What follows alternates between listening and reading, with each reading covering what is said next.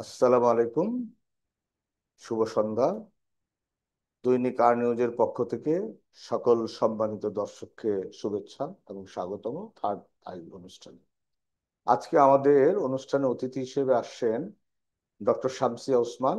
উনি mental health councillor. আজকে আমরা তার সাথে কথা বলবো। শামসিয়া, আপনি কেমন আছেন?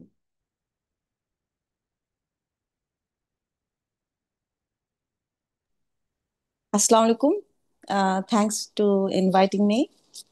আমি আলহামদুলিল্লাহ ভালো আছি। আপনি কেমন আছেন ফারুক ভাই? হ্যাঁ, আমি ভালো আছি আলহামদুলিল্লাহ। তারপর আহ প্র্যাকটিস কেমন চলছে? আলহামদুলিল্লাহ মোটামুটি ভালো, যদিও ভালো বলাটা মনে হয় না ভালো নিউজ। ডক্টরদের প্র্যাকটিস, যত পেশেন্ট কম তার মানে মানুষ ভালো সুস্থ, আর যত পেশেন্ট বেশি তার মানে আসলে মানুষ অসুস্থ। আচ্ছা, সেই মানুষ সুস্থ অসুস্থ নিয়ে আজকে আমরা কথা বলবো। আসলে আমরা সবাই তো সাইকোলজি বললেই বুঝি যে মানসিক একটা ব্যাপার, মানসিক একটা ব্যাপার। সাইকোলজির তো একটা অর্থ আছে, তাই না? সাইকোলজির মানেটা কি আসলে? বেসিক্যালি সাইকোলজি যদি আমি বলি, সাইকাইট্রি একটা অংশ, সাইকোলজি একটা অংশ। তো সাইকাইট্রি হচ্ছে আসলে ডক্টরদের অংশ, যেটা ব্রেন, নার্ভ, নিউরোলজি এগুলো নিয়ে রিলেটেড। আর যদি বলি সাইকোলজি, তাহলে এটা আসলে মন দ্বারা, আমাদের যে মন তা দ্বারা নিয়ন্ত্রিত। মন বলতে আমরা আসলে ব্রেনও বলবো না, মন কোথায় বললে আমরা বলবো না যে হার্টে নাকি ব্রেনে, নাকি আসলে সমগ্র মানুষটাই মন দ্বারা নিয়ন্ত্রিত। সো সাইকোলজি অ্যাকচুয়ালি মন, মনোরোগ, নট মানসিক রোগ। এই যে মনোরোগ আর মানসিক রোগ, এই দুটোর মধ্যে পার্থক্য? এই দুইটার মধ্যে পার্থক্য হচ্ছে, মানসিক বলতে গেলে আমরা বুঝবো, যেটা সাইকাইট্রি, সেটা বুঝবো যে এটার কোন একটা অর্গান আছে। অর্গান মানে যেরকম আমাদের হাত পা। সো যখন আমরা বলবো সাইকাইট্রি, সো আমরা ধরে নিব brain, brain is a part of our body. But যখন আমরা বলবো সাইকোলজি, এটার কোনো পার্টস নাই, কোনো হাত না, পা না, ব্রেন না, হার্ট না, এটা কোনো পার্টস নাই।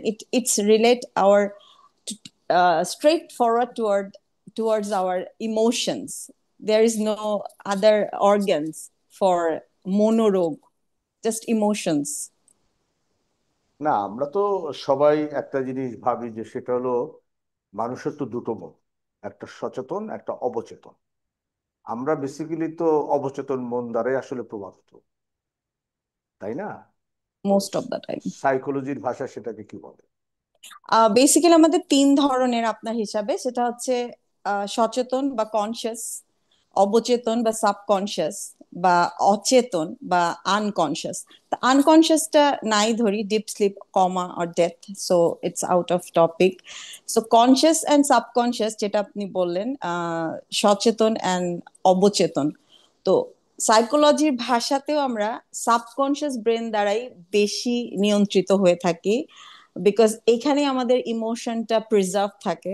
অ্যান্ড কখনো কখনো ফর দ্য সিচুয়েশন আর সার্কামস্ট্যান্সেস আমাদেরকে সেই প্রিভিয়াস স্মৃতিগুলাকে ট্রিগার করে, যেটা আমাদের আনন্দও দিতে পারে, পেইনও দিতে পারে, ট্রমাও দিতে পারে।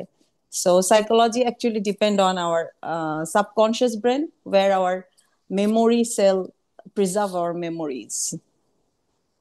আমাদের দেশের মানুষকে যদি বলা হয় যে তুমি একজন সাইকিয়াট্রিস্টের কাছে যাও কিংবা সাইকোলজিস্টের কাছে যাও, সে তো তখন ভাবা শুরু করে আমি কি পাগল হয়ে গেছি, কেন আমি তার কাছে যাব? কিন্তু আসলে বেসিক জায়গাটা, আমরা যতটুকু জানি ওয়ার্ল্ডের সব দেশেই তারা 3 মাস পর পর সাইকোলজিস্ট কিংবা সাইকিয়াট্রির কাছে যায়। এর বেসিক কারণটা কি? আহ, আমাদের বেসিক্যালি আমাদের কালচারালি কিছু স্টিগমা আছে। স্টিগমা বলতে কিছু ভ্রান্ত ধারণা, ভুল ধারণা বলবো না, ভ্রান্ত ধারণা, যে আহ, মনের চিকিৎসা করা মানেই বোধহয় পাগল হয়ে যাওয়া বলে আমি যাব। কিন্তু মনও যে একটা শরীরের অংশ। মন মানে আমার, আমি যদি জ্বর হয়, আমার জ্বরের ডক্টরের কাছে বা একটা জেনারেল ফিজিশিয়ানের কাছে যেতে আমরা কিন্তু কিছুই মনে করি না, অথবা একটা প্যারাসিটামল খেয়ে নিতেও আমরা কিছু মনে করি না। কিন্তু আমার অনেক দিন ধরে মন খারাপ, আমার কারণে অকারণে কান্না পায়, আমার নিজেকে শূন্য লাগে, একাকিত্ব লাগে, লোনলিনেস ফিল হয়, আমরা কখনো মনেই করি না যে এটার জন্য ডক্টর দেখানো জরুরি, এটারও চিকিৎসা হতে পারে। আর তখনই যদি আমরা কাউকে সাজেস্ট করি যে আসেন, তখন তারা বলে যে no, I am physically well, so that's why আমি মেন্টালি ওয়েল, আমি একটু ঘুরবো, চা খাবো, ফ্রেন্ডস নিয়ে হ্যাং আউট করবো, দেন আই উইল বি ওকে। তো ফিজিক্যালি যদি মানুষ এগুলো করে ওকে না হতে পারে, মেন্টালি ওকে হওয়া কি পসিবল? মেন্টালিও কিন্তু একজন প্রফেশনালস এর হেল্প হেল্প নেওয়া উচিত। মানে স্টিগমা গুলা থেকে দূরে চলে যাওয়া উচিত। বাট আমাদের এখন যে Gen Z generation, they are pretty much away from this stigma. তারা কিন্তু এরকম ভ্রান্ত ধারণা পোষণ করে না। তার মানে এখন কি আমাদের দেশের মানে ইয়াং জেনারেশন কি বলে এটাকে, সাইকোলজি, সাইকোলজি?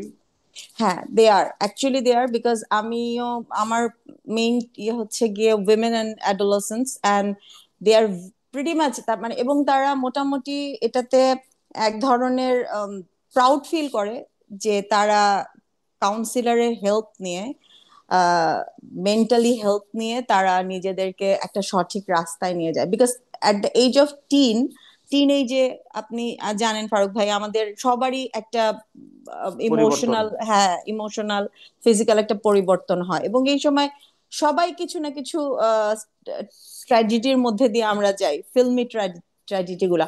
বাট এগুলা যারা আমরা উতরাতে পারি তারা তো ঠিক আছে, কিন্তু যারা পারি না, তারা দেখা যায় যে 20, 22, 25 বছর পর্যন্ত পড়াশোনা, lack of energy, lack of interest, isolation, social anxiety, নিজেকে আস্তে আস্তে গুটায় ফেলে। এই যে জিনিসগুলো হয়, তো দেখা যায় যে ফার্স্ট ইয়ার সেকেন্ড ইয়ার ইউনিভার্সিটির ছেলেপেলেরা, মেয়েরা, আহ, এখন আমার সবচেয়ে বেশি ক্লায়েন্ট আর কি, তারা নট অনলি যে তারা ডিস্টার্ব, খুব ডিপ্রেশনে, বাট তারা একটা সঠিক রাস্তা রাস্তা চায়, এবং তারা very much, pretty much concern about their mental health basically, rather than physical. তো আমার কাছে কিন্তু একটা জিনিস মনে হয়, আমাদের দেশে দুটো এডুকেশন নেই। একটা হলো ফ্যামিলি এডুকেশন, আর একটা হলো স্কুলিং। স্কুলিং শব্দটাই অনেকে জানে না। এ ব্যাপারে কি বলবো? ফ্যামিলি এডুকেশনটা তো এই কারণে হবে না যে আমরা যারা একটু আগের জেনারেশন, আমাদের কাছে মেন্টাল হেলথটা এখনো পজিটিভলি অ্যাকসেপ্টেড হয়নি, বিকজ অফ সাম, ওই যে বললাম, ভ্রান্ত ধারণা। সো আমাদের ছেলে মেয়ে যখন আমাদের কাছে বলবে যে আমাদের একটা মেন্টাল কাউন্সিলর দরকার, আমাকে একজন প্রফেশনালের কাছে নিয়ে যাও, তোমরা যেভাবে বুঝাচ্ছ আমার সাথে সেটা, আমি সেটা বুঝতে পারছি না, আমার সাথে একটা জেনারেশন গ্যাপ হচ্ছে। তো সাথে সাথে বাবা মার একটা নেগেটিভ অ্যাপ্রোচ আসে যে ওয়াই, আমার আমার মেয়ে, ছেলে মেয়েকে যদি আমি বুঝাতে না পারি, আরেকজন কি বুঝাবে? এটা একটা প্রবলেম। অ্যান্ড দেন আরেকটা প্রবলেম থাকে ফ্যামিলি এডুকেশন বা ফ্যামিলির তরফ থেকে, সেটা হচ্ছে যে তারা, আহ, আপনি প্যারাসিটামল দেন খেয়ে ফেলবে, আপনি একটা যে কোনো একটা ঠান্ডার ওষুধ দেন খেয়ে ফেলবে, ফেক্সো দেন, নাপা দেন খেয়ে ফেলবে, কিন্তু আপনি তাকে মেন্টাল হেলথ স্টেবল করার জন্য একটা যে ছোট ওষুধও বলেন, সাথে সাথে ওরা উইথড্রল করে, এই ওষুধ তো খাওয়া যাবে না, মেন্টাল ওষুধ, এটা খাওয়া যাবে না। আপনি একটা চোখে চশমা পরেন, এত বড় বড় চশমা নিয়ে ঘোরেন, আপনার সবাই আপনাকে দেখলে, আমাকে দেখলে বুঝবে যে আমার চোখে প্রবলেম, আমার লজ্জা রাখবে না। আমার দাঁতে ক্যারিজ, আমি একটা নকল দাঁত পরে ঘুরি, আমি সবাই বুঝবে আমার দাঁত নাই, কিন্তু আমার লজ্জা লাগবে না। কিন্তু আমি মেন্টাল ডক্টর দেখাই, এটা বলতে আমার অনেক লজ্জা লাগবে। মানে আমি এটা বুঝলাম না, এটা এখনো বুঝে পাই না যে আমাদের আমাদের জেনারেশন স্পেশালি এটা কেন অ্যাকসেপ্ট করতে পারছে না। আর আমাদের আগের জেনারেশন তো বাদই দেন, তাদেরকে শেখানো খুব টাফ।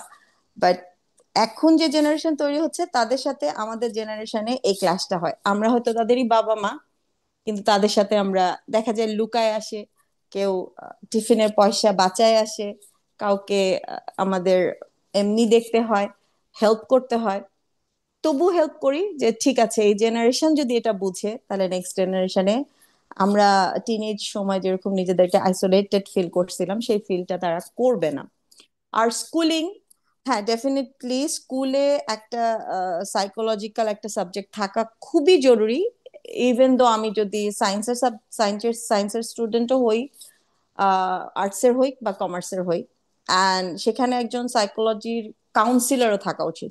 কারণ স্কুলে যেটা হচ্ছে বুলি হয়, আমরা তো বুলি হতাম সামনাসামনি, এখন bully not only if teasing or সামনাসামনি, এখন বুলি কিন্তু হয় cyber bullying is pretty much dangerous then সামনে বুলিং হয়তো আমি 24 ঘন্টা একবার আসা যাওয়ার পথে দেখা হলো, কথা হলো, বা স্কুলে গেলাম হলো। সাইবার বুলিং 24/7, দেখা যায় একটা গ্রুপ করে একজনকে কালার করে বুলি করছে, সেই গ্রুপ থেকে তাকে নক আউট করে ব্লক করে দিচ্ছে। ইভেন আমার কাছে এরকম মানে বেশ রিসেন্টলি বেশ 7-8 জন ক্লায়েন্ট আছে যারা সাইবার বুলির শিকার, তাদের কোনো প্রবলেম নাই, জাস্ট তাদেরকে আহ কোণঠাসা করে দেওয়া হয়। কোথায় কোণঠাসা করছে? স্ন্যাপচ্যাটের গ্রুপে, অথবা কোথায় ইনস্টার গ্রুপে, কোথায় হোয়াটসঅ্যাপের গ্রুপে। তো সো হোয়াট, বাট তাদের কাছে এটা সো হোয়াট না, তাদের কাছে এটা pretty much insulting, and they feel isolated, social withdrawal, তাদের কোনো ফ্রেন্ড নাই, তারা একা, অ্যান্ড তারা ওই আহ, মানে depression and anxiety, frustration and suicidal thoughts পর্যন্ত তাদের চলে আসে।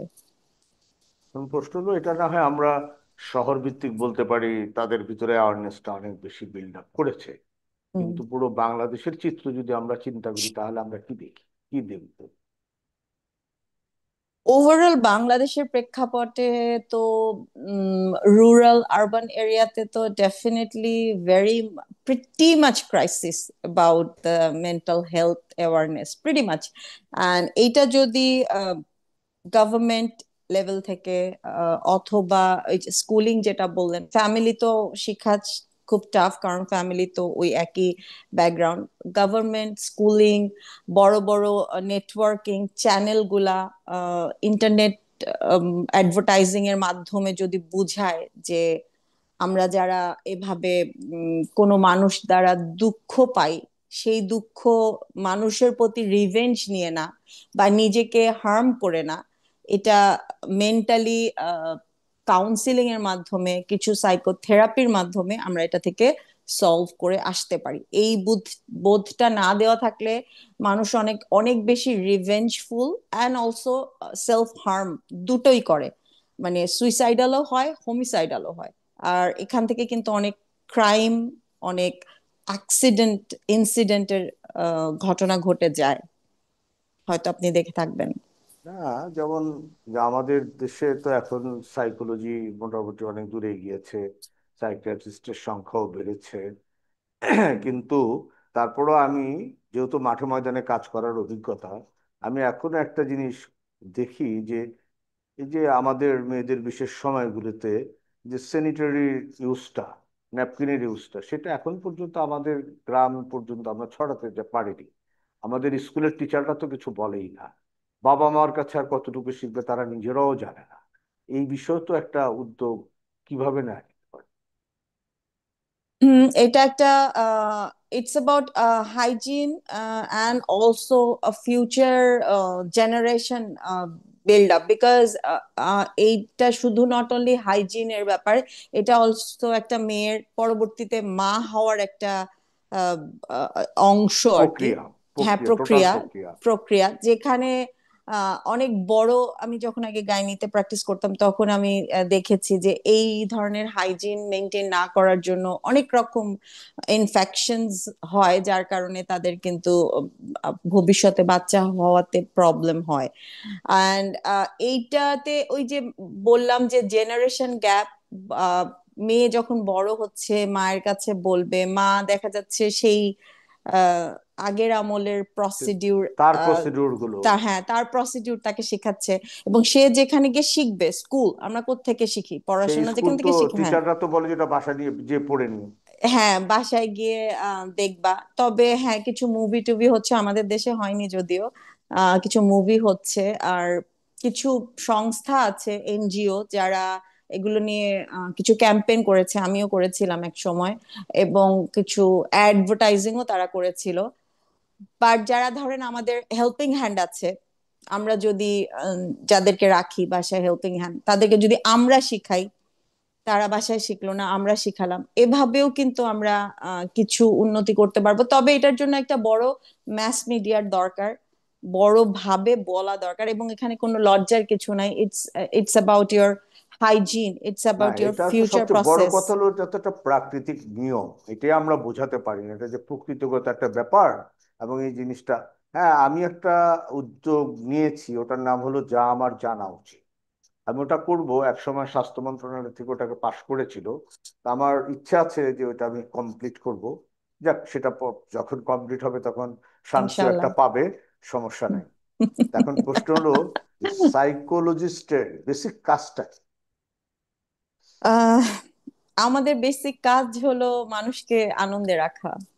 মানুষকে মানুষ মাত্রই আমরা ভুল করব, মানুষ মাত্রই আমরা কষ্ট পাবো, আবার মানুষ মাত্রই আমরা সঠিকও করব, মানুষ মাত্রই আমরা আনন্দও পাবো। সো কিন্তু আমাদের একটা টেন্ডেন্সি থাকে। ঠিক আছে। সরি, ওকে। সরি, আমার একটা ফোন এসে গেছিল। তো আমাদের একটা টেন্ডেন্সি থাকে যে আমরা সাধারণত ক্ষেত্রে দুঃখগুলোকে নিয়ে চলতে আহ, পছন্দ করি।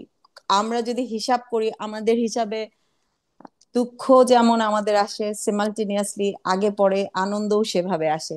কিন্তু আনন্দটা আমরা হয়তো ভেবে মনে রাখি না। একটা ছোট এক্সাম্পল দেই, যে আমি ক্লাস 1 থেকে ক্লাস 10 এর মধ্যে যদি একবার কোনো একটা সাবজেক্টে খারাপ করি, আমার 10 বছর মনে থাকবে যে আমি একটা সাবজেক্টে খারাপ করেছি। কিন্তু এটা খুব কম মনে থাকবে যে আমি 10টা বছর ধরে বাকি 10টা সাবজেক্টে হাইস্ট মার্ক পেয়েছি।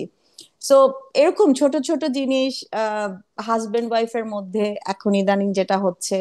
তবে একটা জিনিস খুব ভালো ইদানিং, যেটা ফারুক ভাই আপনাকে বলবো, সেটা হচ্ছে আজকাল কিন্তু বাচ্চারা আসে, বাচ্চাই বলবো, টিনেজার আসে বা একটু বড়, বিয়ের আগে প্রি ম্যারেজ কাউন্সিলিং এ আসে। That is pretty much appreciating. Pretty much তারা তাদের কম্প্যাটেবিলিটি চেক করার জন্য আমার কাছে আসে। আর আমি এত খুশি হই যে এবং ওরা বলে যে বিয়ের পর নানা রকম ক্যাওয়াস করে দূরে সরে গিয়ে যাওয়ার থেকে, একটা অ্যাক্সিডেন্টাল উইথড্রলের থেকে আগেই কেন না আমরা একটা কম্প্যাটেবিলিটি ঠিক করে নিই, অথবা আমাদের নিজেদের মধ্যে একটা প্রফেশনালের হেল্প নিয়ে বোঝাপড়াটা করে নিই। তো এই যে মানুষের চলতি পথে যতটুকু যতটুকু আমাদের ভুল ধারণা বা দুঃখ কষ্ট, যেগুলো আমরা খুব ইজিলি আনন্দ দিয়ে বা আমাদের আগে পরের কোনো ভালো ঘটনা দিয়ে মেল্ট করে নিতে পারি, সেটাতে যখন আমরা পারি না, পিছায় যাই, তখনই আমরা সাইকোলজিস্টরা তাদের হেল্প করি যে আপনার লাইফে এই দুঃখটাই না, আপনার তো এই সুখটাও ছিল, আপনি তো এই শুধু ভুলটা করেননি, আপনি তো এতগুলো সঠিক কাজও করেছেন। এটাই আমাদের কাজ। বেসিক্যালি হয় কি, যে সুখের স্থায়িত্ব খুব কম হয়, দুঃখের স্থায়িত্বটা অনেক বেশি হয়। মানে টোটাল ব্যাপারটা হলো ফিলিংস। যেমন আমাকে অনেকে বলে যে আমার অনেক কষ্ট। আসলে কষ্ট বলে তো পৃথিবীতে কিছু নেই, জাস্ট ফিল করা। তুমি ফিল করো না কোনো কষ্ট। আচ্ছা, যাই হোক, এখন কথা হলো যে সাইকোলজিস্টের কাজ তো আমরা জানলাম। আমি একটা জায়গায় দেখলাম যে সাইকোলজির অনেকগুলো পার্ট আছে। কয়টা পার্ট আছে টোটাল সাইকোলজিতে? সাইকোলজি আমাদের এখানে এখনো আমরা ব্রাঞ্চ করে আলাদাভাবে সাইকোলজি প্র্যাকটিস করি না। একটা দুঃখের বিষয় বলবো যে আমাদের এখানে, আমাদের বাংলাদেশে সাইকোলজিতে কিন্তু ডক্টররা একেবারেই কম, 200 জনও নাই। 20 কোটি, অলমোস্ট 20 কোটি মানুষের মধ্যে 200টাও সাইকোলজিস্ট নাই যারা ডক্টরি মেডিকেল ব্যাকগ্রাউন্ড থেকে এসেছে। হয়নি। তো সাইকোলজিতে আমাদের যে, আমরা যে ভাগ করে করে ট্রিটমেন্ট করব সেই সুযোগ আমাদের নাই, কিন্তু ভাগ করলে আমরা যদি শুরু করি প্রথম থেকে, চাইল্ড সাইকোলজি একটা, অটিজম নিয়ে যেটা, স্পিচ নিয়ে একটা, অকুপেশনাল একটা, এভাবে যদি যাই ছোট থেকে, অ্যাডোলেসেন্স, দেন হচ্ছে উইমেন্স, দেন ম্যারাইটাল কাপল, এরকম করে যদি ফ্যামিলি কাউন্সিল, এরকম করে যদি আমরা যাই, তাহলে অনেক রকমের আছে স্কুল। এখন যেমন প্রত্যেকটা স্কুলে একটা করে সাইকোলজিস্ট রাখার, আফটার করোনা পুরো ওয়ার্ল্ডে ছিল এটা নিয়ম, জানি না আমাদের দেশে কতটা পালন হয়। তো এভাবে করা উচিত। Even even though industrial psychology, এগুলো এগুলো কিন্তু আলাদা আলাদা ভাগ।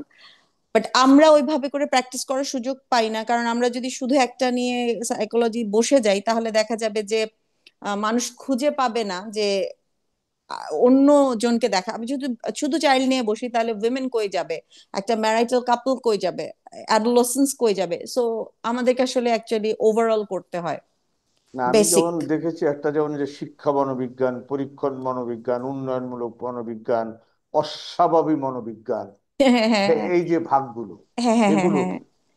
এভাবে করে আমাদের প্রায় 14টা না 18টা ভাগ অ্যাকচুয়ালি আছে, বাট ইন কেস অফ এটা হচ্ছে আমরা ওই যে যেটা আপনি বলেন শিক্ষা মানে স্কুল, হ্যাঁ, ইন্ডাস্ট্রিয়াল যেটা অস্বাভাবিক বলতে হচ্ছে একটু যেটা সাইকাইট্রির সাথে অস্বাভাবিক আমরা তখনই বলবো যখন এটা সাইকোসোমাটিক বা সাইকোমোটর। সাইকোমোটর বলতে আমরা বলতে চাচ্ছি যে যেটা শুধু মস্তিষ্কের চিন্তা দিয়ে এটাতে এফেক্টেড না, অলসো সেখানে আমার ফিজিক্যালি কোনো ডিসএবিলিটিস আছে। হয়তো আমার জেনেটিক্যালি আমার কোনো ইনহেরিটস আছে, আগের কোনো আমার দাদা বা বংশধরের মধ্যে কোনো ছিল, অথবা আমি কখনো ছোটবেলায় চোট পেয়েছিলাম, অথবা আমার জন্মের সময় মায়ের কোনো অসুবিধা ছিল।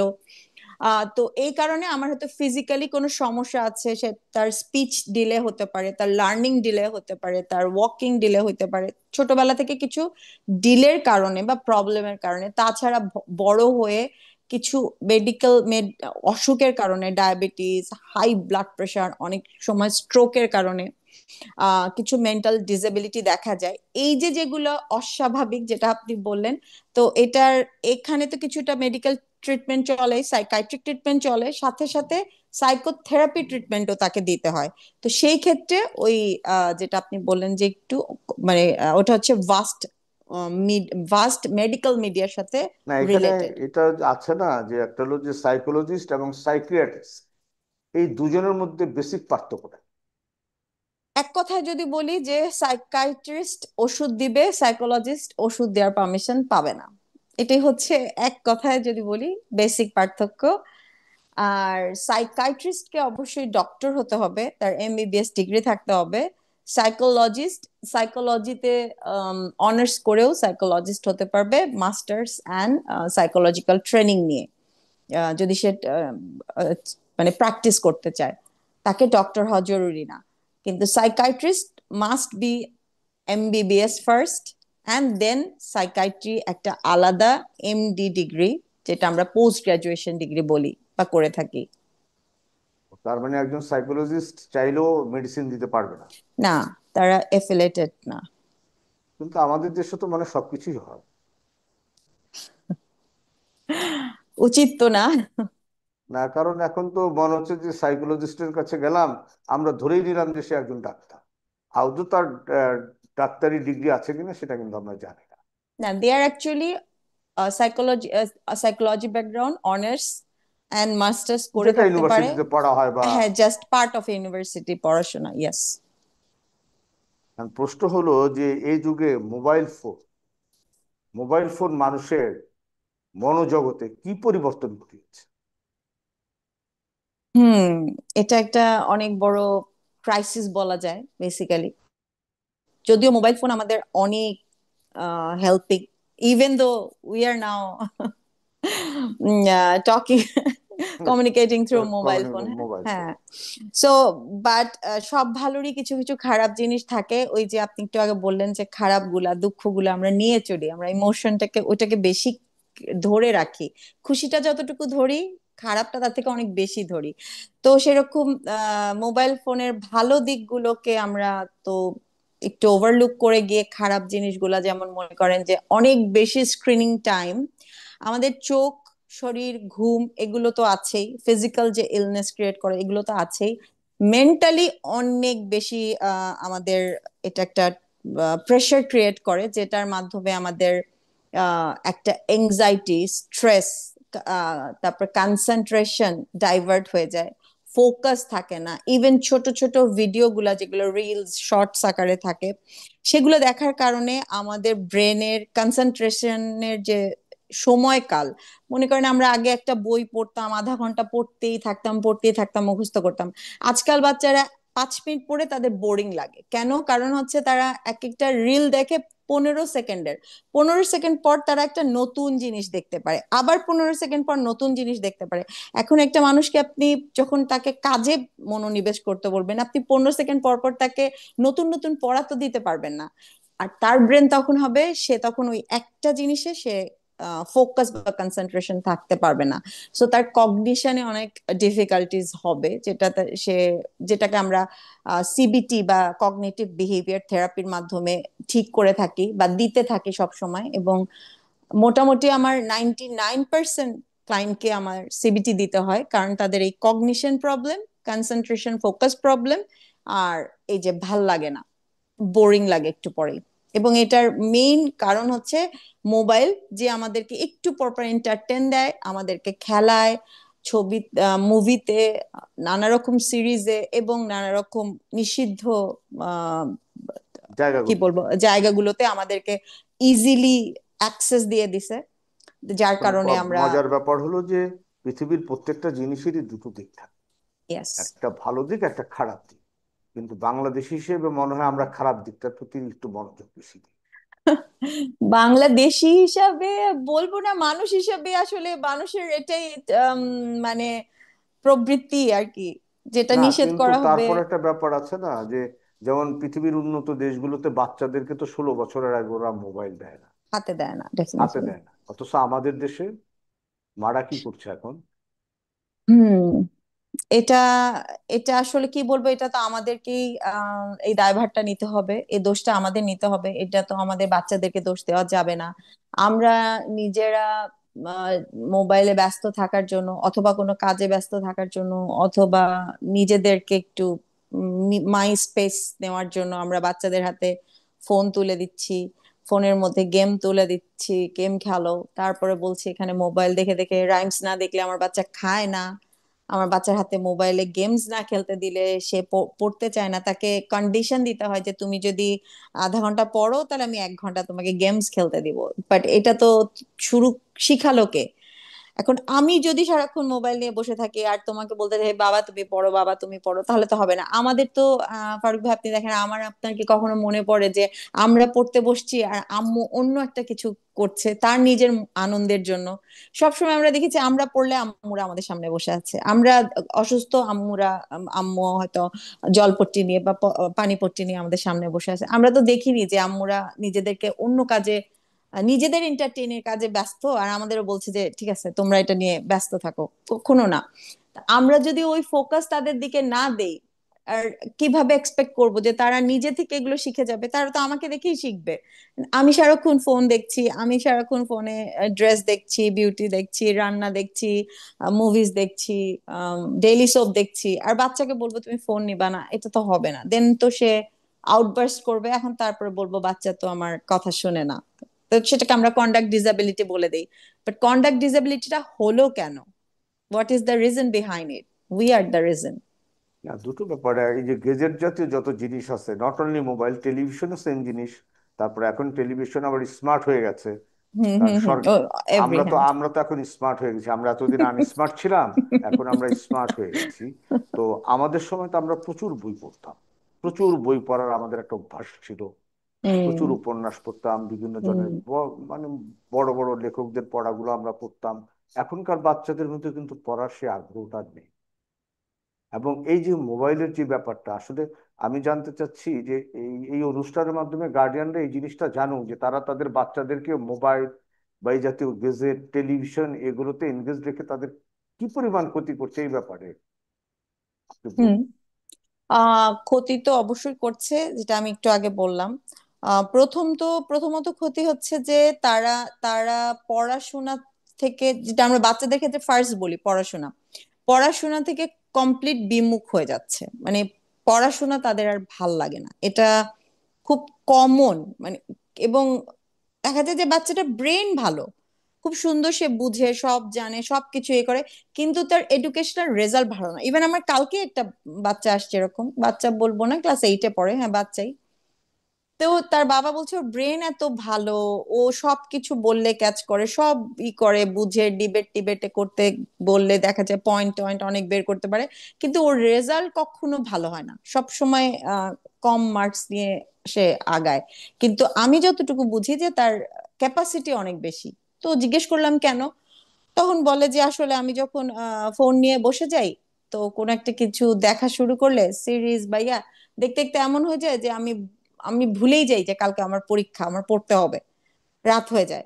এই যে প্রোক্রাস্টিনেশন, যেটাকে আমরা বলি যে প্রোক্রাস্টিনেশন মিন্স হচ্ছে পরে করব, আচ্ছা একটু পরে করব, আচ্ছা একটু পরে করব, একটু আরেকবার একটু মোবাইল থেকে এটা দেখে নি, বা আরেকবার টিভিতে এই চ্যানেলটা দেখে নি, স্মার্ট টিভি যেটা আপনি বললেন, বা আমার হাতে ল্যাপটপ আছে, বা উঠে গিয়ে পিসিতে বসে গেলাম আরেকটু এটা করে নেই। এবং এখন তো আপনি জানেন ফারুক ভাই যে গেম গুলা কিন্তু মানুষ, মানে সব দেশের মানুষ যোগ হয় সেই গেমের মধ্যে। ইভেন একটা লুডোতেও দেখা যায় যে চারজন চার দেশের।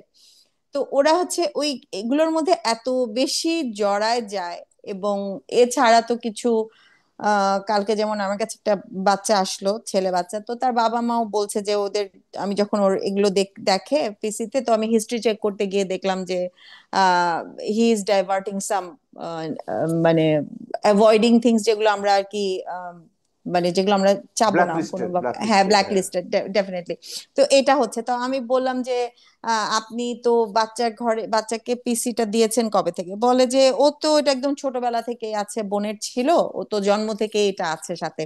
তো আমি বললাম যে যে একটা বাচ্চা যদি জন্ম থেকেই সে পিসির মধ্যে সবকিছু করতে পারে, তাহলে তো সে সবকিছু, এখন তার বয়স হচ্ছে 16, তো সে সবকিছু করবে সেখানে। এখন আপনি কি করবেন? তাকে যে 6 মাস থেকে দিয়ে থাকেন, তাকে 16 বছরে এসে তাকে আপনি কি করে কন্ট্রোল করবেন?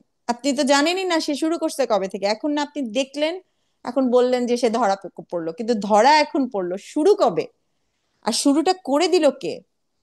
তো এই একটা ব্যাপার, পড়াশোনা একটা ব্যাপার, ফোকাস কনসেন্ট্রেশন না হওয়া একটা ব্যাপার, বাবা মাকে কমপ্লিটলি ডিনাই করা অনেক বেশি, যেটা আমরা কখনোই ভাবতে পারতাম না। আমরা একটু চোখ তুলে কথা বললেই আমরা ভাবতাম আমরা বেয়াদব হয়ে গেছি।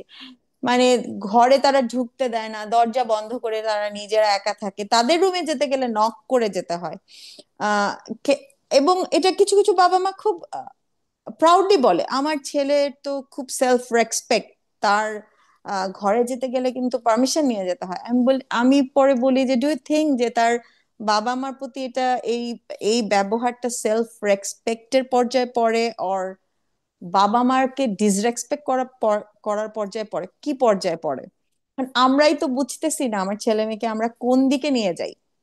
আমরাও মোবাইল যেদিকে যায় আমরাও সেদিকে যাই, আর ওরা যেদিকে যেতে চায় আমরা এখন, আগে ছেলে মেয়েদেরকে, ছেলেমেয়েরা বাবা মাকে ভয় পেত, এখন বাবা মারা ছেলে মেয়েকে ভয় পায়। না জানি কি হবে, না জানি কি বলে ফেলবে, না জানি কই কি করে ফেলবে। মানে এরকম এরকম কেন হলো? উল্টায় গেল কেন পুরো যুগটা? তো কারণ আমরা তাদেরকে ছোট থেকেই এমন এমন বড় বড় পৃথিবীর জিনিসপত্র দিয়ে দিছি, নে তোর হাতে মোবাইল, নে তোর হাতে ল্যাপটপ, নে তোর হাতে ট্যাব, মানে আই ট্যাব, আইফোন না থাকলে তো মনে হয় যে স্ট্যাটাস মেনটেন হবে না। আমি, হ্যাঁ স্ট্যাটাস অ্যাকচুয়ালি, মেনটেন হবে না, কিন্তু আমার হ্যাঁ। কোশ্চেনটা হলো যে আমাদের দেশের গভর্নমেন্টের কি একটা দায়িত্ব ছিল না যে আমাদের বাচ্চাদের অ্যাওয়ারনেস করা, গার্ডিয়ানদেরকে অ্যাওয়ারনেস করা, বাচ্চাদেরকে তো আর অ্যাওয়ার করা যায় না, অ্যাওয়ার করতে মানে প্যারেন্টসদের। স্কুলের টিচারকে, প্যারেন্টসকে। কোনটা অ্যাওয়ার করবে? অ্যাওয়ার করবে হলো যে আপনার বাচ্চাকে আপনি 16 বছরের আগে কখনো কোনো গেজেট দিবেন না।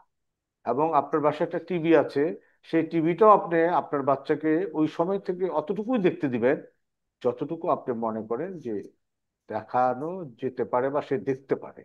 আপনি তাকে নিয়ে ঘন্টার পর ঘন্টা টিভি দেখবেন না।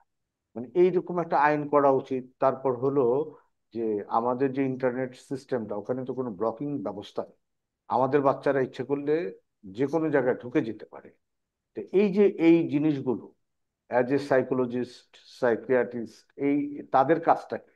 তাদেরও তো কাজ যে সরকারের সাথে এগুলো নিয়ে যে একটা বড় ক্যাম্পেইন করা, সেটা কেন হচ্ছে না?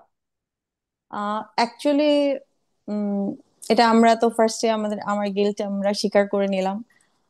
এটা উচিত ছিল। গভর্নমেন্ট থেকে যদি কখনো অফার করে আমরা সবসময় যেতে প্রস্তুত। এবং কিন্তু এখন যেসব টেলিভিশন গুলো আছে, স্মার্ট টিভি আপনি বললেন, স্মার্ট টিভির কিন্তু এই স্মার্টনেস সিস্টেমটাও আছে যে চাইল্ড প্রোটেকশন, সরি আমার আবার ফোন এসেছে, সরি ফোন এসে গেছিল। না, ইটস ওকে। তো চাইল্ড রেস্ট্রিকশন একটা কিন্তু আছে, প্যারেন্টাল প্রোটেকশন একটা অপশন থাকে।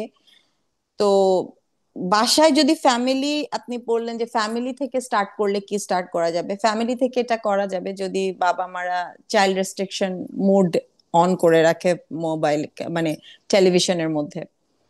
আর মোবাইল গুলাতে আপনি দেখবেন ফারুক ভাই, সবকিছু যখন সবাই যখন যে কোনো সাইটে ঢুকি, আমরা যে কোনোটাই হোক, জিজ্ঞেস করে হাউ ওল্ড আর ইউ, বা you are 18 plus or not.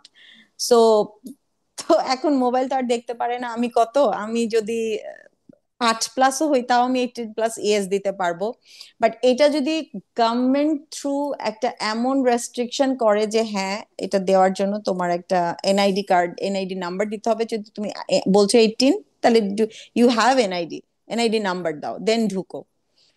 তাহলে অনেক বড় একটা পরিবর্তন হয়ে যাবে। এই ছোট ছোট মানুষরা তো তখন আর এনআইডি পাবে না। তখন কিন্তু আমাদের এই অ্যাটলিস্ট 18-এর নিচে বাচ্চাদেরকে আমরা বাঁচাই দিতে পারবো বলে আমি মনে করি, যে এইসব যত রকম সব রকম, শুধুমাত্র যে নিষিদ্ধ জায়গা বলে না, কিছু ভুল শিক্ষা, সেটা আমি রিলিজিয়াস আমি এর নামেও আমি হয়। কিন্তু সেই জায়গায় যাচ্ছি না। ভুল শিক্ষা, কুশিক্ষা এগুলো তো অনেক পরের বিষয়। এখন বাচ্চারা যে হারে মোবাইল অ্যাডিকশন, গেমের প্রতি, কিংবা বাচ্চারা কার্টুনের প্রতি, এই যে অ্যাডিকশনটা তৈরি হয়ে গেছে, মানে সে পড়তে বসছে, একটু সুযোগ পেলেও মোবাইলের ভিতরে একবার হলো তাকে ঢুকতে হবে। মানে মনে হচ্ছে যে তার হাত নিষ্পিস করছে, কিংবা তার মাথা কাজ করছে না, মোবাইলে হাত না দিলে সে পাগল হয়ে যাবে।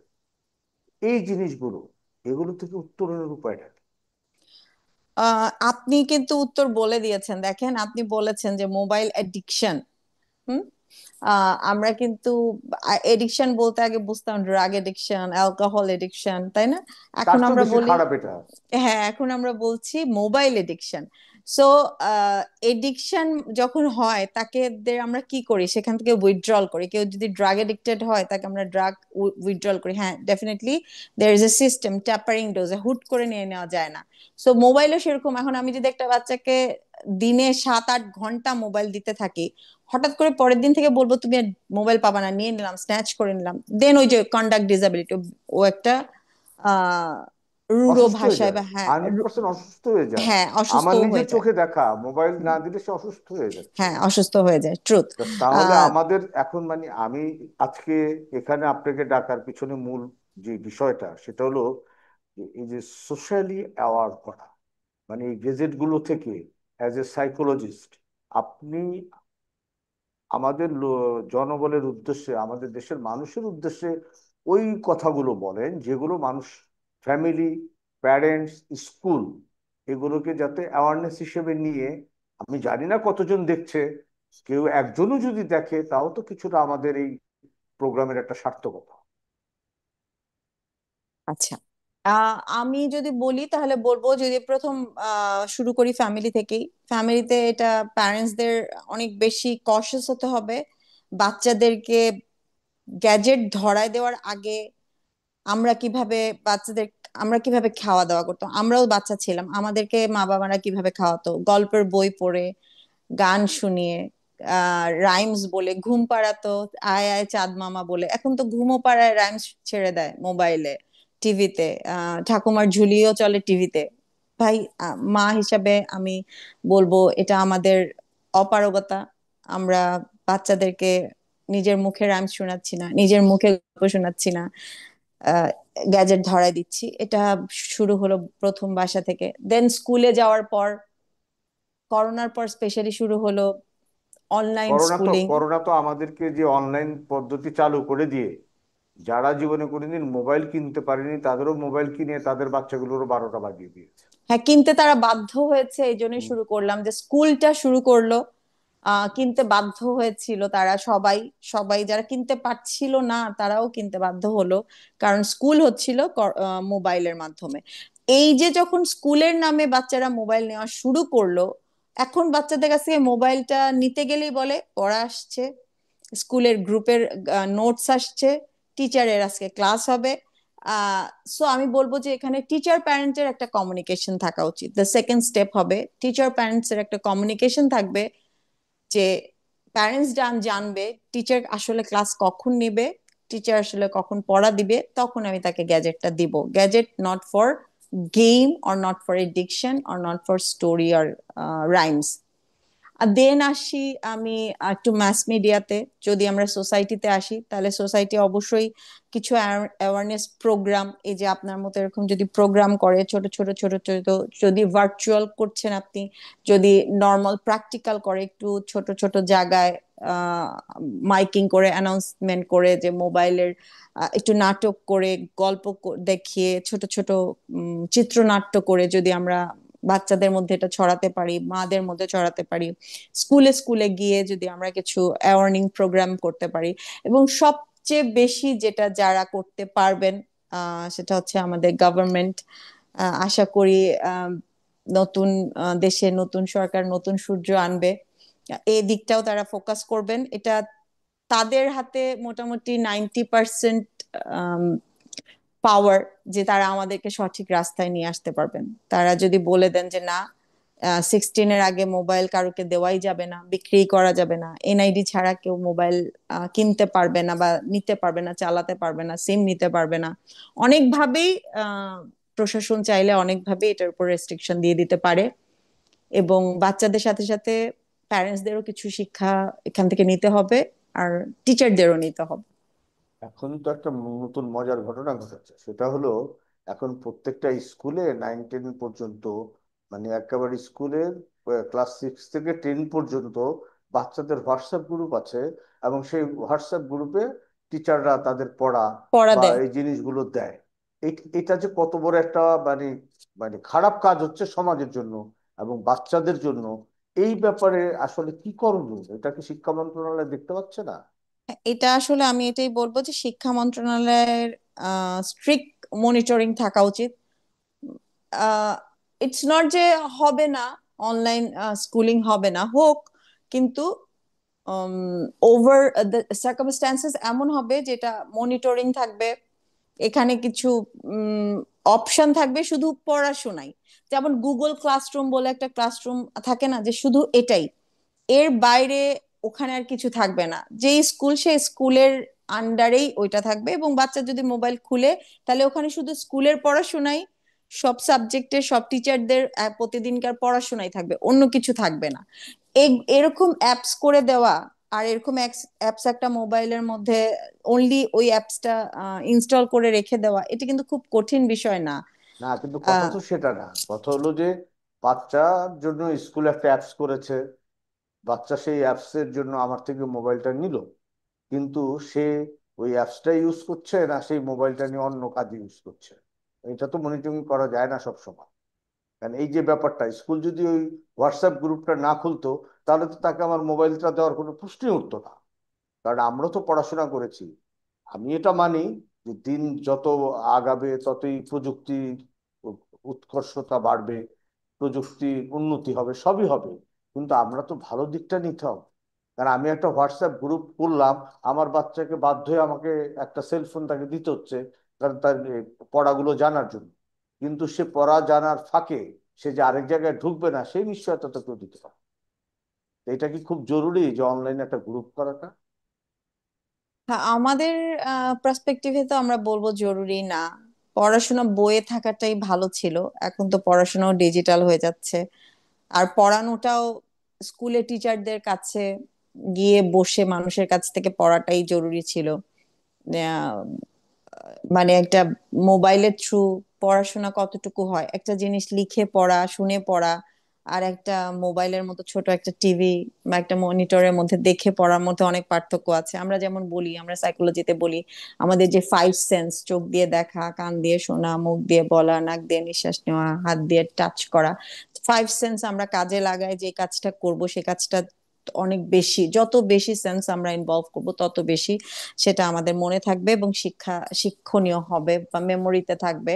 তা আমরা যত বেশি স্কুলে যাব, টিচারের কথা শুনবো, হাত দিয়ে নোটস লিখবো, বাসায় সেটা সেটা মুখ দিয়ে পড়বো, তত বেশি আমরা আমাদের সেন্স ইনভলভ করব, এন্ড পড়াশোনাতে আমাদের মনোযোগ এন্ড মেমোরি দুইটাই অনেক বেশি হবে। এখন তো এই যে একটু আগে বলছিলাম, মনোযোগ এন্ড মেমোরি দুইটাই নাই, concentration and memory, lack of concentration, lack of memory, focus, because of this gadget also.